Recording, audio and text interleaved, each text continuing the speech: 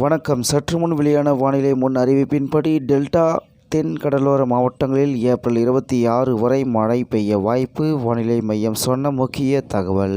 செய்தியை முழுமையாக கேட்கறதுக்கு முன்னாடி நம்ம சேனலை சப்ஸ்கிரைப் பண்ணலாம். சப்ஸ்கிரைப் பண்ணிக்கோங்க. மறக்காம பெல் பட்டனை கிளிக் பண்ணிக்கோங்க. அப்போ தான் நம்மளுடைய அப்டேட்டட் நியூஸ் உங்களுக்கு உடனுக்குடன் வந்து சேரும். தமிழகத்தில் டெல்டா மற்றும் தென் தமிழக கடலோர மாவட்டங்களில் நாளை முதல் ஏப்ரல் 26ஆம் தேதி வரை மழை பெய்ய வாய்ப்புள்ளதாக வானிலை ஆய்வு மையம் அறிவித்துள்ளது.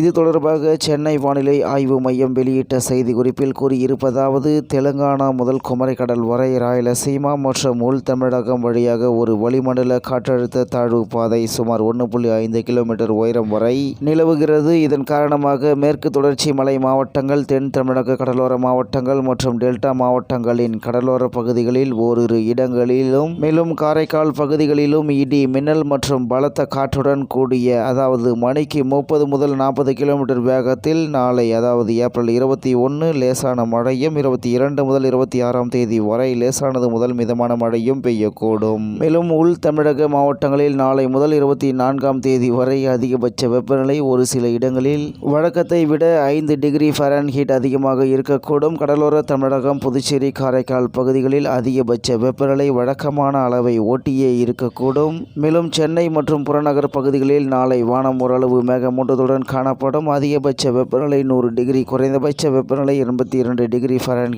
அளவை ஒட்டி இருக்கக்கூடும். இவ்வாறு செய்திக்குறிப்பில் தெரிவிக்கப்பட்டுள்ளது.